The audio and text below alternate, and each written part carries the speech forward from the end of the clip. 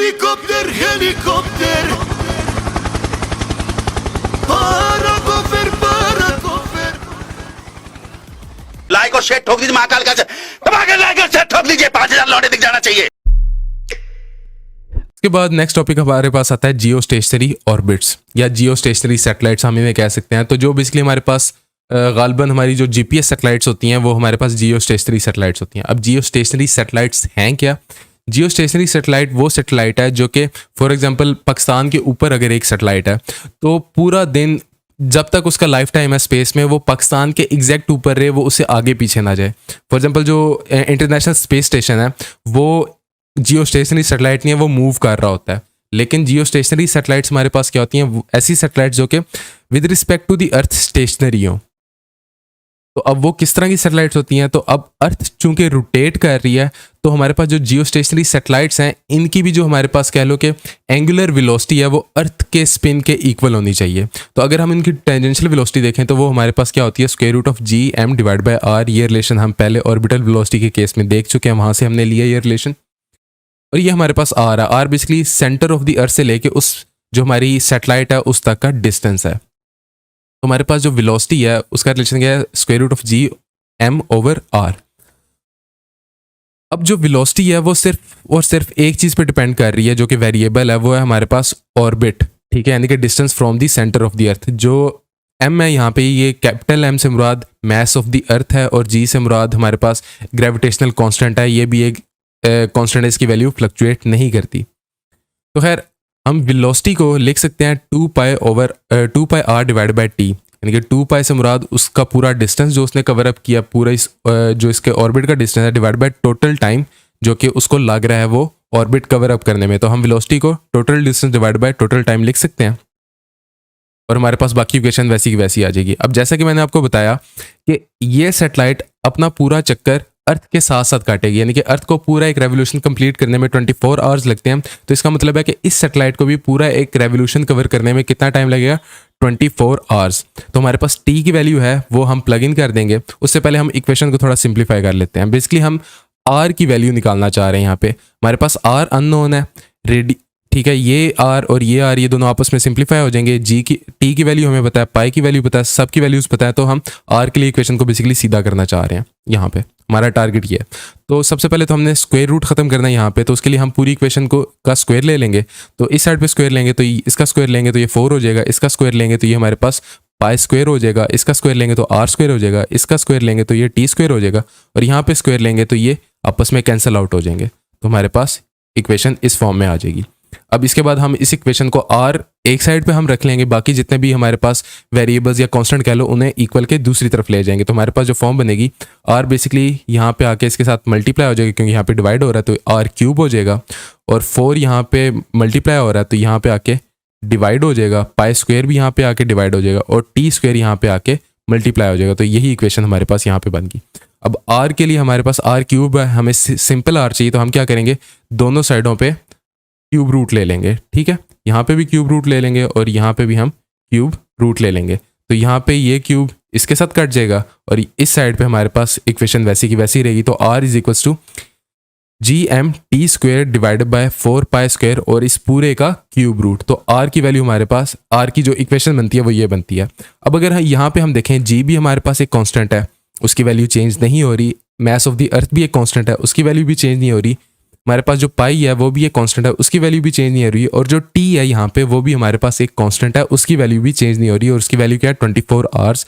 तो अगर हम उसे सेकंड्स में चेंज करें तो वो हमारे पास 86,400 सेकेंड्स इन अ डे आती है। तो हमारे पास टी की वैल्यू भी हमें पता है। तो जब हम ये सारी वैल्यूज प्लग इन कर दें तो हमारे पास जो आर की वैल्यू है वो आती है 4.23 मल्टीप्लाई बाय 10⁻⁷ मीटर्स, यानी कि आर की वैल्यू हमारे पास फिक्स है। इससे हमें क्या पता चलता है, इसको अगर हम किलोमीटर्स में भी लिखना चाहें हम वो भी लिख सकते हैं। तो किलोमीटर्स में हमारे पास उसकी वैल्यू ये बनेगी। इसका मतलब ये है कि irrespective of the mass of the satellite, जो भी सैटेलाइट इस ऑर्बिट में होगी वो एक जियो स्टेशनरी सैटेलाइट होगी। जियो स्टेशनरी क्यों होगी? क्योंकि वो भी अपना एक चक्कर 24 आवर्स में कवर अप कंप्लीट कर रही है और अर्थ को भी पूरा एक चक्कर काटने में, एक कंप्लीट रेवोल्यूशन में 24 आवर्स लगते हैं। तो अगर तो वो अर्थ के साथ साथ रोटेट कर रही है तो वो एक जियो स्टेशनरी सैटेलाइट होगी। उसके अलावा एक और चीज़ भी बताता चलूँ, जियो स्टेशनरी सैटेलाइट सिर्फ इक्वेटर के ऊपर होंगी, क्योंकि अगर तो वो इक्वेटर से हट गया है तो उस तब वो जियो स्टेशनरी नहीं रहेगी, क्योंकि अर्थ कुछ इस तरह से रोटेट कर रही है। तो अगर एक सैटेलाइट यहाँ पे है तो वो भी इसके साथ साथ ही रोटेट कर रही है। लेकिन अगर ये अर्थ इस तरह से रोटेट कर रही है हमारे पास, वैसे इस तरह से करती नहीं है, इस तरह से करती है हमारे पास अर्थ रोटेट। फॉर एग्जाम्पल अगर सैटेलाइट इस तरह से ऑर्बिट कर रही है तो तब वो जियो स्टेशनरी नहीं होगी। तो जियो स्टेशनरी के लिए दो कंडीशंस हैं। एक तो आपकी वो बुक में बताता है, मेरे ख्याल से इक्वेटर वाली बात वो आपकी बुक में नहीं बताता, लेकिन कॉमन सेंस वाली बात है, आप खुद इस चीज़ को एनालाइज कर सकते हो कि जियो स्टेशनरी सैटेलाइट को इक्वेटर के ऊपर होना लाजिम है। एक न्यूमेरिकल भी सॉल्व कर लेते हैं, उसमें भी हम दोबारा से यही वैल्यू कैलकुलेट करेंगे। तो यहाँ पे वो हमें सिनेरियो क्या दे रहा है, यहाँ पे वो हमें कहता है जी कि सिंक्रोनस सैटेलाइट है। सिंक्रोनस का मतलब ये है कि उसकी रोटेशन अर्थ के साथ सिंक्ड है, तो इसका मतलब है कि एक जियो स्टेशनरी सैटेलाइट है। ये बात वो इस न्यूमेरिकल में 2-3 जगह रिपीट भी करता है। तो अगर आपको सिंक्रोनस का मतलब नहीं भी पता तो वो आगे मजीद बता देता है कि ये जो सैटेलाइट है ये कंप्लीट चक्कर 24 आवर्स में कंप्लीट कर रही है। तो यहाँ से भी आपको पता चल गया कि ये एक जियो स्टेशनरी सैटेलाइट है और इसका टाइम पीरियड कितना है, 86,400 सेकेंड्स। उसके बाद नेक्स्ट चीज़ वो हमें क्या बताया, so if the satellite circles eastwards above the equator, कि इक्वेटर के ऊपर वो ईस्टवर्ड्स यानी कि from west to east move कर रही है। ठीक हो गया, मैंने आपको वैसे अर्थ की रोटेशन जो मैंने प्रीवियसली बताई थी वो ठीक थी, जो मैंने उसको चेंज करके दोबारा बताई थी वो गलत थी। ईस्टवर्ड्स हमारे पास अर्थ रोटेट करती है, ठीक हो गया।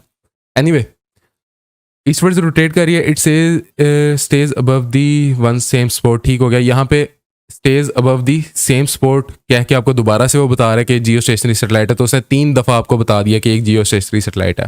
पूछ क्या रहा है वो हमसे, मांग वो ये हमसे रह के ऑर्बिट, उसके ऑर्बिट का रेडियस बताओ, यानी कि हमने आर की वैल्यू कैलकुलेट करके देनी है।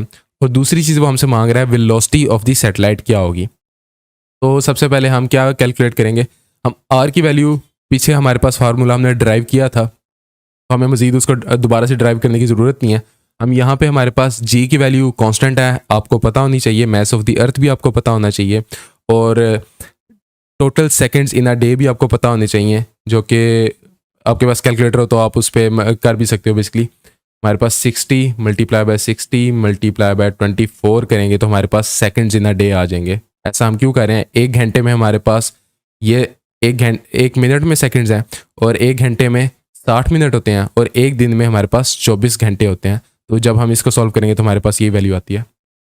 खैर अब हम इसमें वैल्यूज़ प्लग इन करेंगे।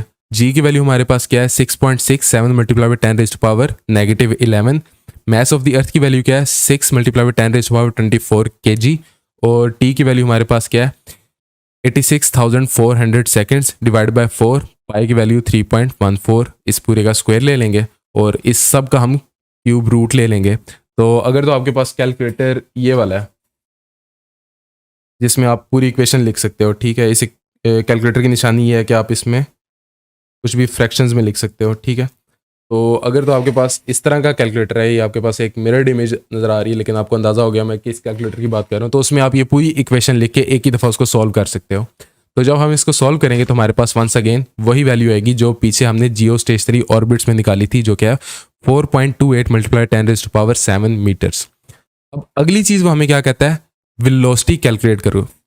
अब वेलोसिटी कैलकुलेट करने के 2 तरीके हैं। पहला तरीका हमारे पास GM डिवाइड बाय R, इस पूरे का स्क्वायर रूट ले लें, ठीक है। यहाँ पे अब हमने R कैलकुलेट कर लिया, हमें R भी पता है, हमें G की वैल्यू भी पता है, हमें M मैस ऑफ द अर्थ भी पता है, तो हम वहाँ से भी कैलकुलेट कर सकते हैं। एक और आसान तरीका भी है इसका।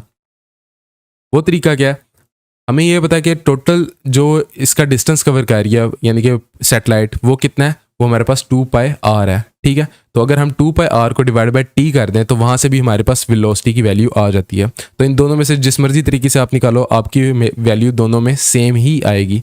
तो अगर तो हम इस तरीके से निकालें तो हमारे पास जो वैल्यू आती है वो आती है 3075 मीटर्स पर सेकेंड। तो ये 2 चीज़ें उसने हमसे मांगी थी, ये 2 चीज़ें हमने उसको बता दी।